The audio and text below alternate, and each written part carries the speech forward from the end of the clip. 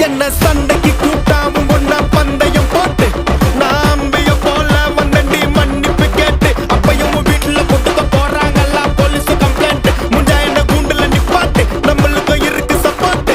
உன்னை கூட்டுன்னு போவேன் ஜீப்ல